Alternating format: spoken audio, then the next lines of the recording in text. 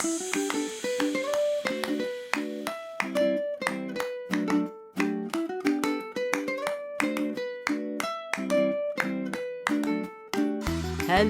and welcome to Super Great Kids Stories, wise tales from around the world which will make you laugh and sometimes cry. Recommended for ages 5 to 105. I'm Kim and I love stories. Hello Super Great Kids, how are you? I'm very pleased because we're starting a new theme about birds. Flippy, floppy, flappy, feathery, fantastic birds. I love listening to the birds singing when I'm walking in the woods. Did you know that birds sing to attract a mate or special friend? It's usually the male bird which sings the loudest, and the female chooses the bird who they think sings the best to be their mate.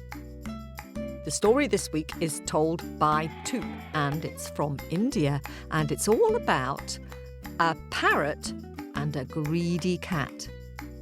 I wonder if you can have a think about how many different types of birds you know, while we have a quick word with the grown-ups. And now, here's a word from our sponsors.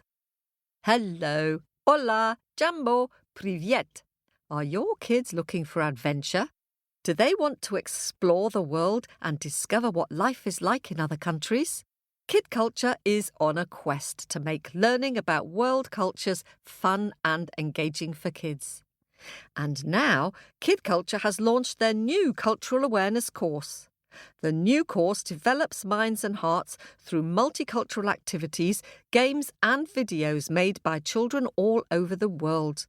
In the Kid Culture course, kids will explore a world map and learn how children in other countries live their day-to-day lives, how they play, what they eat, and where they live. Kid Culture, cultural education for kids. Buy Kid Culture's cultural awareness course for your child today. Go to kidculture.org/super to get the course for up to 50% off for a limited time only. That's kidculture.org/super.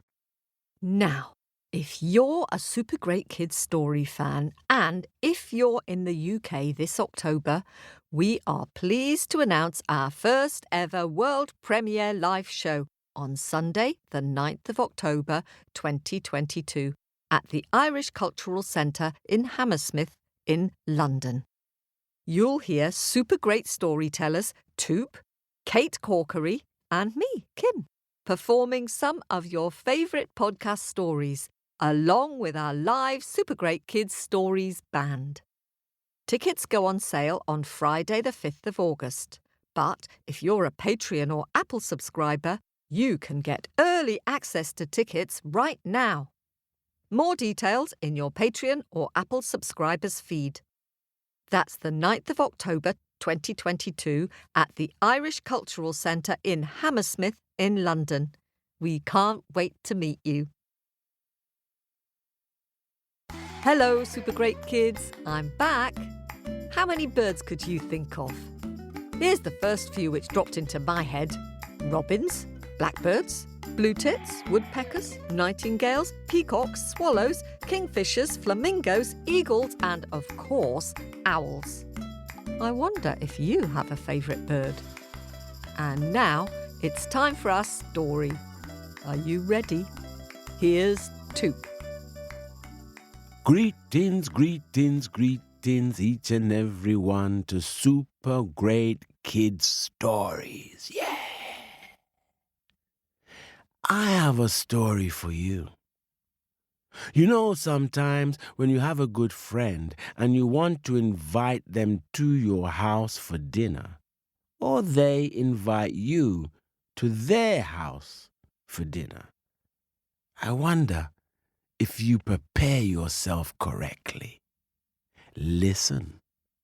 One day there is a cat and there is a parrot. The cat lives at the base of the tree and the parrot lives on the top branch of that tree. They are like neighbors and friends. One day the cat looks up. Meow. and says to the parrot, "Would you like to come to my house for dinner?" Oh, the parrot squawks, "Quack, quack, I would love to. I would love to. Yes, yes." And so the day and the time is set.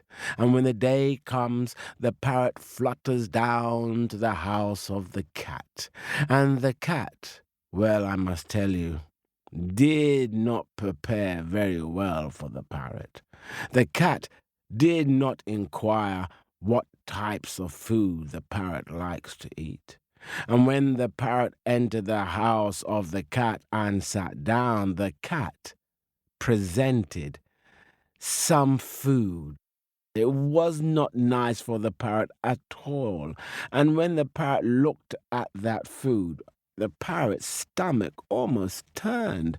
But the parrot was polite, and the parrot didn't wish to say anything to upset the cat. And the cat, "I hope you enjoy your meal." And the cat slunk away. And the parrot looked at the food and thought to himself, "I can't eat this, I can't eat this." And the parrot opened up the window, threw the food out the window, closed the window, and sat there. And the cat came in. "I see you finished." And the parrot wiped her beak and said, "Yes, thank you very much, thank you very much." And the cat curled up and lay there, waiting. And the parrot looked at the cat and said, "How about you come to my house for something to eat?" "Meow," said the cat. "I would love to. Yes, thank you very much." And so the date was set and the time was set, and the parrot left the house of the cat, and she started to prepare for her guest. Now, the parrot was a very, very good cook. And as the days passed, the parrot went out and she bought all the various types of food that you can imagine. She bought some salmon, she bought some tuna, she bought some kippers, she bought some vegetables, she bought some potatoes, she bought some food, she baked, she roasted, she sauteed, she fried, she grilled, she really prepared for her guest. And when the day came, the cat, meow, the cat jumped up onto the branch and knocked upon the door. And the door was open and the parrot was there. "Do come in, do come in. You're most welcome, you're most welcome." And the cat squeezed her way into the house of the parrot and curled up. Said the cat, "I'm very hungry." And the parrot, she went into her kitchen. She had been working so hard. She was going to show her neighbor and friend how you should treat a guest when they come to your house. She laid out all the food all on a platter, which is like a large tray. And she entered into the room, and when the cat smelled the food, and when the cat saw the food, and the eyes of the cat opened big, and the cat said, "Is all that food for me?"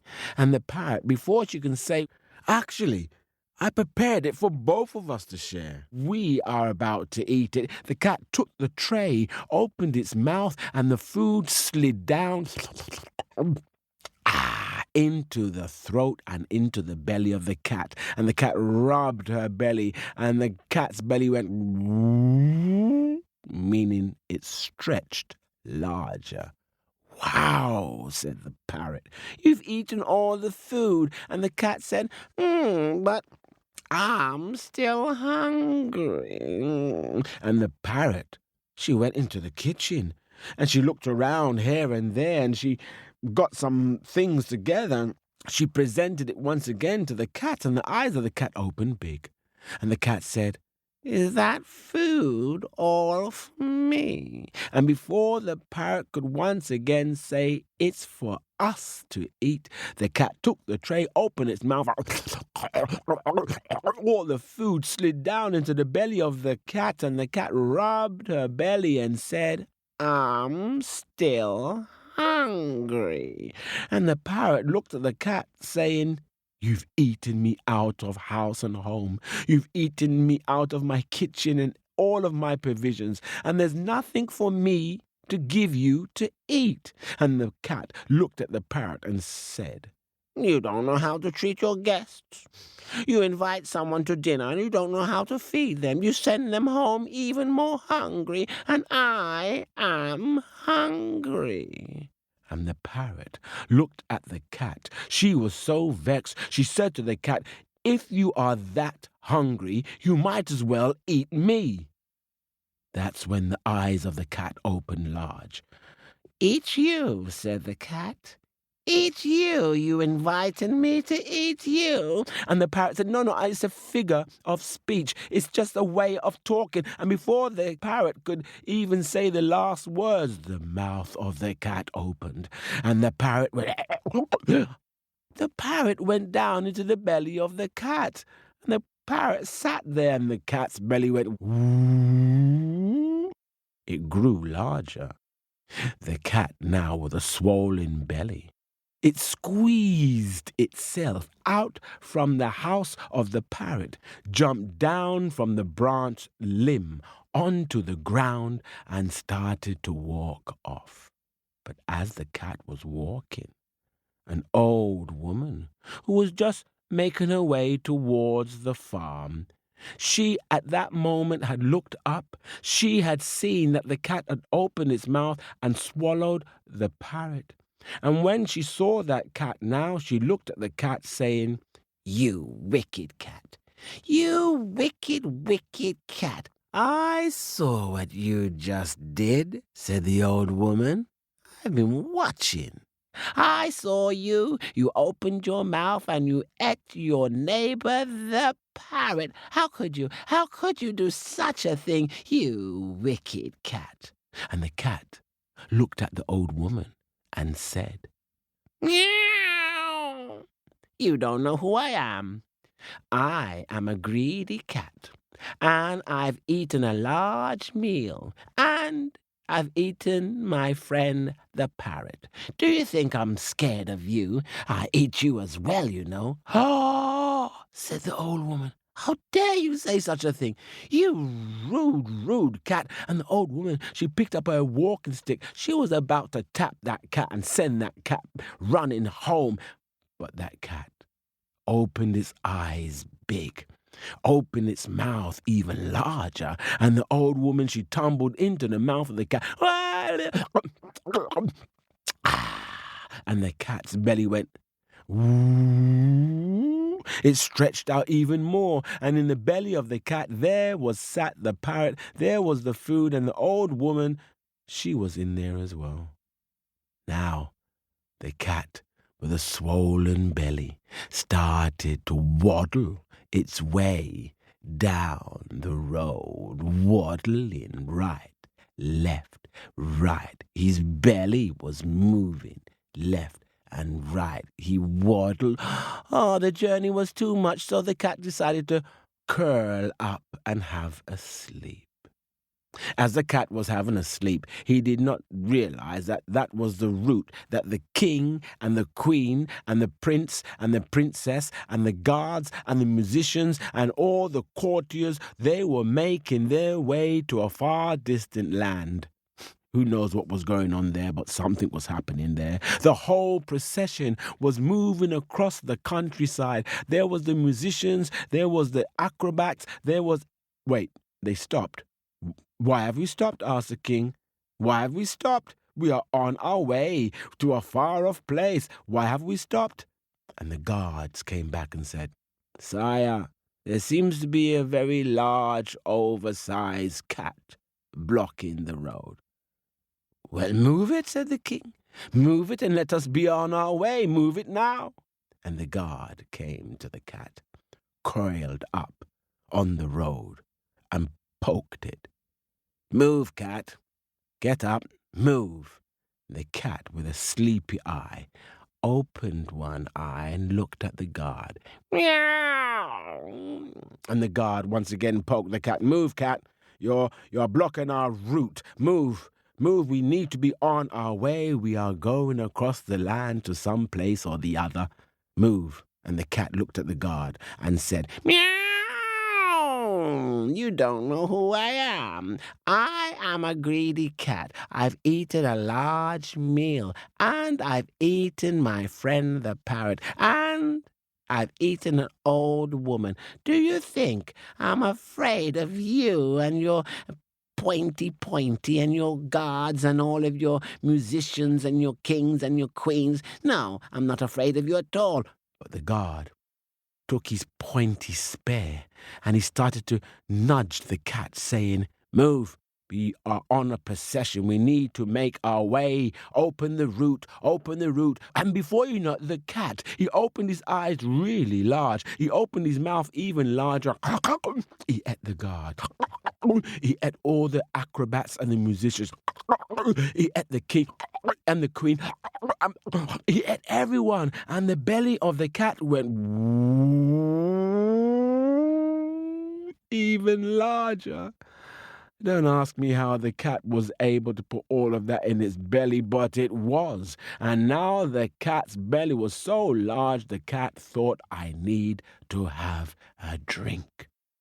So the cat, waddling left and right, swollen belly left and right, went waddling all the way down to the water's side. The cat was just about to lick up some water when there was two things moving in the water. Me, me, me, me, me, me, me. They have like pincers. They walk right, they walk left, they walk right, they walk left. They have eyes which seem to extend and they move around, and they have a very hard shell. I wonder if you know what creature it is. It's a crab. Two crabs were there in the water with a hard shell and their pincers. They were right there, and the cat said to them, "Move, move, meow. You don't know who I am. I'm trying to drink here. You must move." But the crabs, they looked up and said, "No, we're not moving. No, we're not moving. No, we're not." "Listen, you better move. You've got no time to be singing here, you know. I'm trying to drink." And the crabs, they said again, "No, we're not moving. No, we're not moving. No, we're not moving." "Listen," said the cat, "I haven't got time for your sing-song singing. I wish to drink here." "You don't know who I am.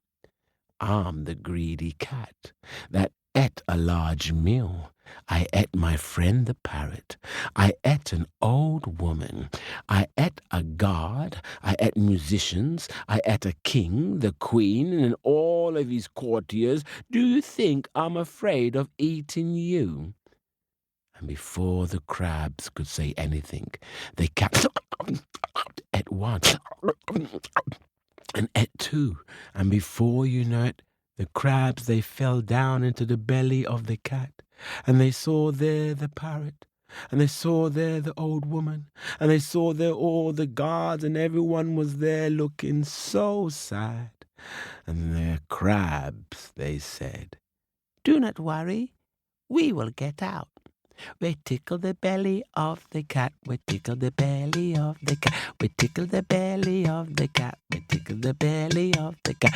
And the crabs, they start to tickle the belly of the cat. And before you know it, the cat's belly started, "Ow!" said the cat. "Ow!" said the cat. "Ow!" said the cat. "We're tickling the belly of the cat. We're tickling the belly of the cat. We're tickling the belly of the cat." "Ow!" said the cat. I don't know if any of you have a cat, but sometimes the cats, they cough and they cough and they cough up something called a fur ball. And a fur ball is a piece of fur that the cat has sometimes. It's not very nice, but the cat started to retch. started to be sick and throw up. In his throat, he was... And before you know, the cat, he threw up, he spat out the parrot. The parrot flew out from the mouth of the cat and was gone. The old woman, she rolled out from the mouth of the cat, and before you know it, the old woman, she turned, she looked back and she said, "Naughty cat. You're a naughty cat." And then the cat, and the guard rolled out, all the musicians rolled out, and before you know it, everyone rolled out from the belly of the cat. And when everyone shook themselves down after being covered in slime from being in the belly of the cat, the king said, "Onward with the procession, let us continue going wherever we are going." And the procession and the musicians, they struck their tune and they started their journey as before. And the belly of the cat went ooh,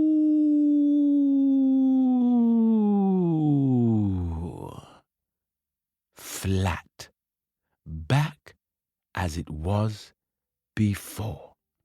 And the cat said, "Meow. I'm never gonna be so greedy again." And the cat walked away. That's the end of the story.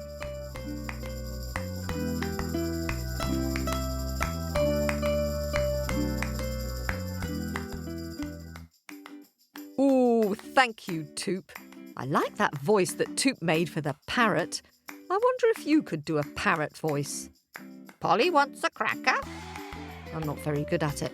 Did you know that parrots are the only birds who can hold their food up to their beaks while they eat? A bit like humans eating with their hands.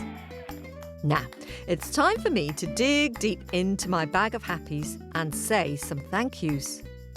First, I'd like to say a very big thank you to all our subscribers. You're helping us to keep making this podcast.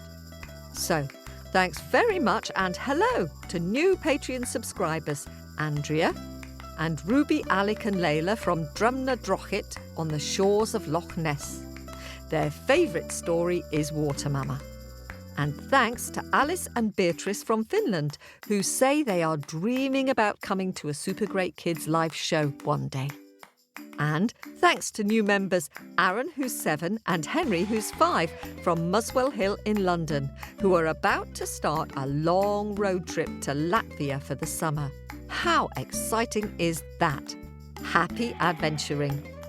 Thanks also for your donations on Ko-fi, to Offaly, who is 5 from New Jersey, and to Chippy, who is 4 from Montana, and whose favourite story is the one with the monster snake.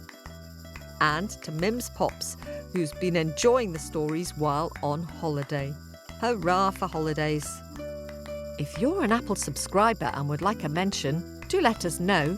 Oh, and thanks for your really kind reviews to ELK in the US and to Matilda and Ramona in Australia. If you'd like to give a one-off donation of any amount on Ko-fi, or subscribe to our podcast on Patreon and get bonus stories, early access and ad-free, then go to our website on supergreatkidstories.com. Or to subscribe on Apple, go to Apple Podcasts. Now, you've all been drawing and sending just splendid pictures of our stories to share on our Facebook page. So here's some thank yous to Super Great Kids who have sent in pictures recently. Thanks to Indigo, who is 5 from Auckland in New Zealand, who sent us a lovely picture of the Golden Bowl, a story from China. I love all your little details, like the big smile on the king's face as he looks at his gift. And the prince, who you've drawn really small, so we can tell that he's quite young. I wonder if you could tell this story to your sibling, Quill. I really like the way you wrote your name too. Thank you. Ooh, and Mason has sent us a super snaky picture. He says that the rainbow snake story is super duper good. I love the way you've given your snake so many different colours and cut it out so that it seems rather real. Thanks for this slithery snake, Mason. And Luca, who is 7 from Copenhagen in Denmark, was inspired by the West African story Anansi and the Party. Luca, your picture is super great. I particularly like your drawing of Anansi hiding behind the bush. You've captured his mischievous character really well. You're good at showing how people are feeling, like the grumpy mum. And Bodhi, who is 4, has sent us a fun picture of the 3 little pigs. Bodhi, I really like your pigs with their curly tails and big round snouts and triangular ears. Very good. It's clever the way you've drawn them in 3 different sizes, from big to small. Good writing too. And Lenny, who is 6, has drawn 2 pictures of one of her favourite super great stories, Baba Yaga the Witch, and one of Nora and the Ackee Fruit. She's turned that into her own story and called it Jackie and the Orange Fruit. Very imaginative, Lenny. I like the way Baba Yaga's bag is hanging from her broomstick, and the way you've put skulls all around her hut, including one on the roof. And the colours you've used are fun, particularly her blue hair and her green face. Thank you for sharing them. And what a brilliant picture of the Brazilian story The Beast Who Wants a Feast, drawn by Andrew, who's 5, from Hanover in Massachusetts. Andrew, this is so fun. Your beast is magnificently scary. I really like his horns and his yellow eyes and his claws and the way he's got his hands up in the air as if he's about to pounce. And great writing too. Well done. Olive from Auckland in New Zealand has drawn a super great picture of Baba Yaga, the Russian witch. Olive says she likes Baba Yaga because she's scary and likes to catch children. I like the way you've drawn her feet, which almost look like claws, and the way you've drawn her witchy hat with the floppy brim, which is very clever. Thanks, Olive. Keep up the drawing. And Charlie, who's 5, and Sammy, who's 6, in New Hampshire, have each sent a colourful and bright drawing. Charlie, what a clever picture of the Brazilian story Snake Sister. I love the way she's standing by the sea in her dress with all the colours of the sun upon it. And I like the hissing, lashing waves of the sea. And Sammy, I love your picture of Crocky Wocky with his chocolate bar and his pointy teeth. It's great the way you've got him singing. This little Crocky wants his chocky. Very good writing too. Thanks for sharing that. And Sloane, who is 7 from Portland in Oregon, has drawn a super great picture of the Indigenous Australian story Tiddalik the Thirsty Frog. What a phantasmagorical frog you've drawn there, Sloane. I love the way you've drawn him with his huge tummy sagging with all that water, and how you've placed the animals around him, all trying to make him laugh and spill the water. A super great drawing for a super great story.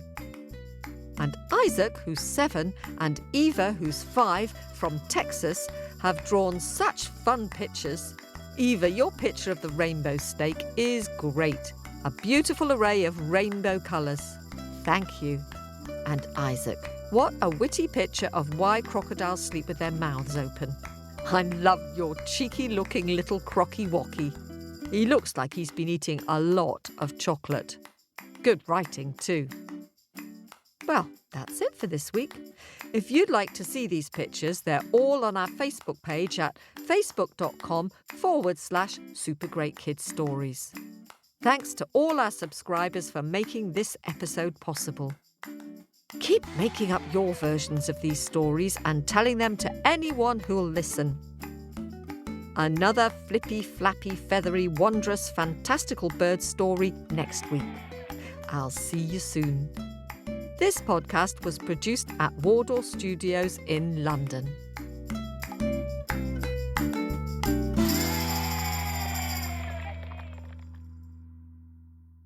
Hello, Super Great Story fans. We have some news for you. We're launching the Owlets Club, a new club for supporters of Super Great Kids Stories. If you sign up to Patreon or Apple, you'll automatically become a member of the Owlets Club and get word puzzles, fun facts, book suggestions, early access to events, and the chance to win a monthly prize, all included in the cost of your subscription. To join, visit our website at supergreatkidsstories.com or go to www.patreon.com/supergreatkidsstories or subscribe through Apple Podcasts. We hope to see you there.